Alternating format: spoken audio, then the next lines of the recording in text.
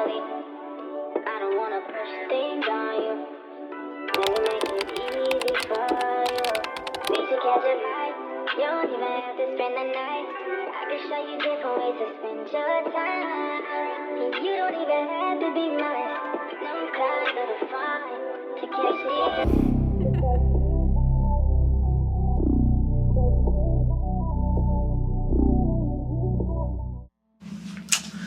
Généralement, les moments les plus durs à gérer, ce sont ces moments-là. C'est les moments où il y a une sorte de frustration artistique, si je peux le dire comme ça, parce que les choses que tu mets en place ne fonctionnent pas. Et c'est des accumulations de petites choses, de petites choses qui te mettent dans ce mood-là. Et je pense que je suis pile poil dedans. Ça arrive souvent, et j'ai l'impression que ça arrive beaucoup à ceux qui ont trop d'idées. Quand tu as trop d'idées et que tu ne les réalises pas, c'est pour ça que je dis que c'est important de mettre en action ce que vous pensez. Il peut y avoir un piège quand même dedans. Je veux te mettre en garde contre ce piège-là. C'est que tu vas essayer plein de petites choses, tu vois. Tu vas essayer plein de petits sujets, de petites expériences visuelles et compagnie. Et le fait que tu reçoives très peu en retour, ça peut te mettre dans une descente. Et c'est très dur de rester motivé. Parce qu'en fait, tu vas regarder que ça fonctionne pas, ça fonctionne pas, ça fonctionne pas, ça fonctionne pas. Et t'as l'impression que tu vas accumuler des échecs. Alors que ce que tu devrais te dire, c'est que, ok, je continue, j'essaie d'avancer, je change, je fais autre chose. Mais c'est ça qui est le plus dur à faire. C'est mentalement passer sur ce ne sont pas des échecs, je suis en train d'apprendre, ça prend du temps. Et ça va prendre le temps qu'il faut. Alors, moi, dans mon cas, c'est assez particulier parce que je suis pas là depuis 2-3 mois, 1 an. Je suis là depuis très longtemps. Et j'ai cette impression de stagner. Mais c'est un peu normal que je sois à ce stade-là et dans cette situation-là, puisque les choses que j'ai faites avant m'emmènent à là où je suis maintenant. Qui veut dire qu'il y a des choses que j'ai mis en priorité, contrairement à d'autres. Il y a des erreurs que j'ai faites, des bons mouvements, mais pas dans le bon temps. Et ça m'emmène là où je suis maintenant. Et là où je suis maintenant, c'est que j'ai énormément d'expérience, j'ai énormément de savoir-faire, mais je n'ai pas assez, je sais pas comment le dire comme ça, je vais pas dire confiance, mais je n'ai pas assez mis en pratique ce que je sais faire.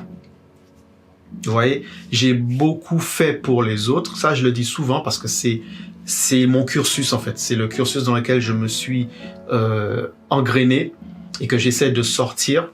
Donc, ce qui fait que ce qui m'a emmené dans ce milieu-là, qui est les choses que je faisais pour moi, m'a ensuite éloigné puisque j'ai commencé à faire pour les autres.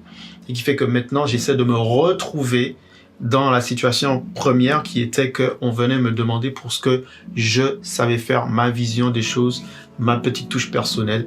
Je le dis là parce que dernièrement, je suis en train de faire un projet pour quelqu'un et je m'y retrouve pas parce qu'en fait, je peux t'expliquer ça d'une manière simple. J'ai bien expliqué qu'il y a des choses que je ne sais pas faire et la personne a réussi à me convaincre en me disant mais en fait je veux juste quelque chose de simple, pas trop compliqué et tout ça.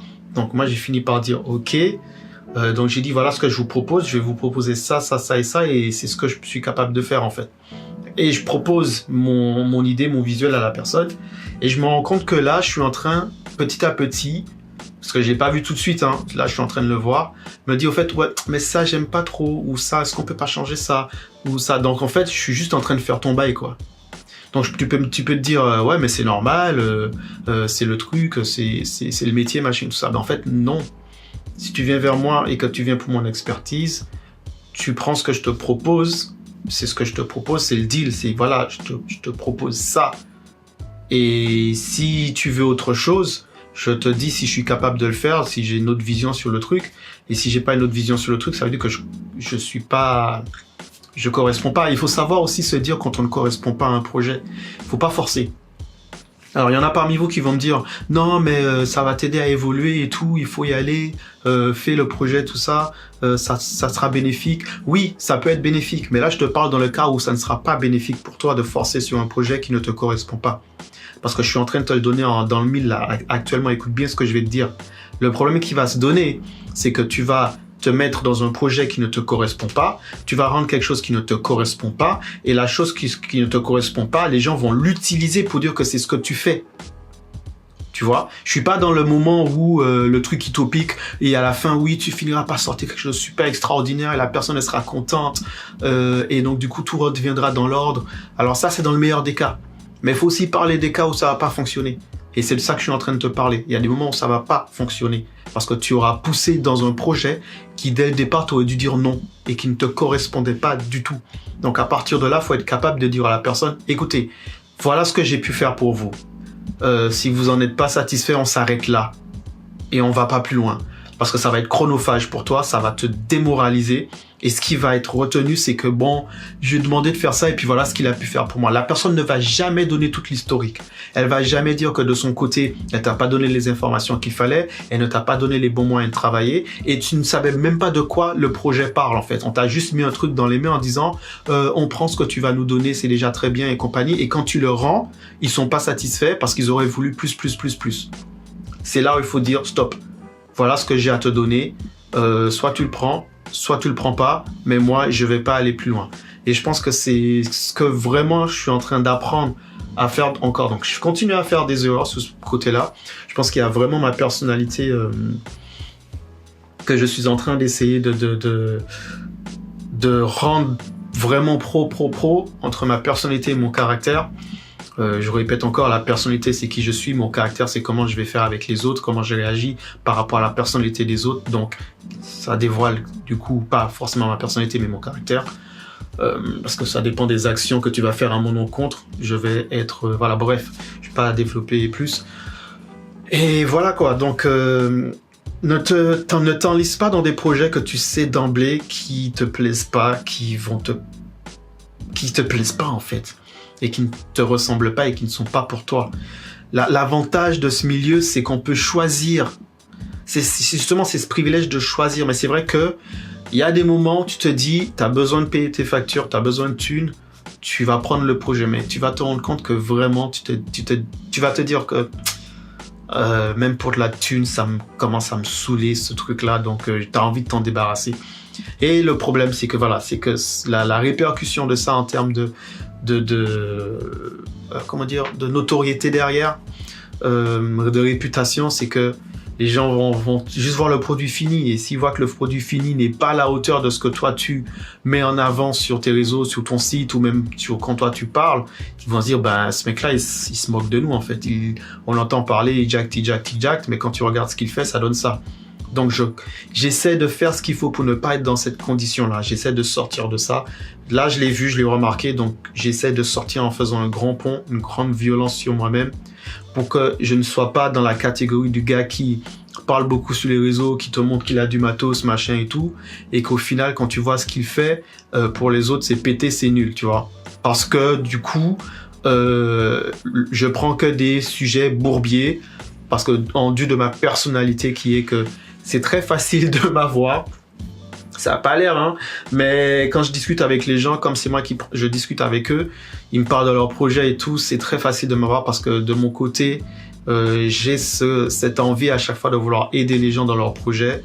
Et c'est là où je me fais embarquer dans des projets qui, les gens, ils me parlent en étant très respectueux, on va s'aider, nanana et tout. Mais quand arrive le moment pour taffer, eux, ils sont très requins. Et moi, je suis encore dans l'idée de aider et tout. Donc, je pense qu'il faut que je passe en mode requin aussi. Mais le truc, c'est que ça fait que c'est moi que ça va desservir. Donc, peut-être que je me trompe. Peut-être que je me trompe dans ma vision des choses. Mais pour l'instant, c'est mon ressenti. Donc, si j'ai un conseil à te donner, si le projet ne te parle pas, si tu sais que ce que tu vas donner ne sera pas à la hauteur de ce que tu es capable de faire, ne t'engage pas dedans. Ne t'engage pas dedans. Ouais, franchement, ne t'engage pas dedans. Voilà. Donc, tu as pu constater que je commence à faire des vidéos de plus en plus souvent et que je commence à poster de plus en plus souvent. J'arrive à prendre cette liberté de juste allumer la caméra, me mettre devant toi et à interagir avec toi. Et ok, je sais que, alors je le dis souvent, je le dis beaucoup, tu vois que c'est un petit peu la manque de confiance dans mes projets, dans ce que je te propose. C'est normal que du coup que j'en parle tout le temps. C'est que je sais que sur la plateforme YouTube, déjà, c'est très difficile de s'établir parce qu'il y a énormément de personnes, il y a énormément de YouTubeurs, il y a énormément de créateurs de contenu. Donc, tes vidéos sont obligées d'avoir du peps, des effets, changement de cadre, des trucs, voilà, pour tenir l'engagement des gens parce que tout est une question d'engagement. Il faut vous tenir en haleine, il faut vous intéresser, nanana et tout. J'arrive pas, les gars. J'arrive pas parce que je resterai toujours dans cette vision que pour moi, c'est un partage.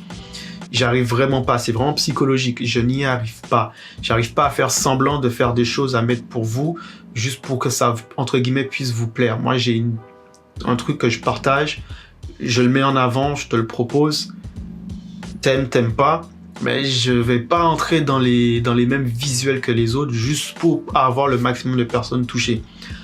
C'est vraiment, ça va pas ensemble entre ce que je dis et ce que je fais et ce que je veux. Je sais, mais c'est là tout le problème et tout le paradoxe de YouTube et nous en tant que créateurs dans ce cas-là.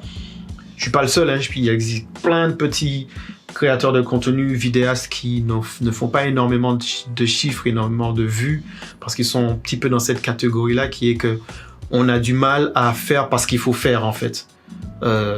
Faire pour l'engagement, faire pour ceci, faire pour cela. Donc, donnez de la force à ces personnes-là qui sont autour de vous, que vous connaissez, qui lancent leur petite entreprise, qui lancent leur petit business et qui ont besoin aussi des likes, des partages, des abonnements. C'est qu'un clic. Ça prend pas de place sur votre ordinateur.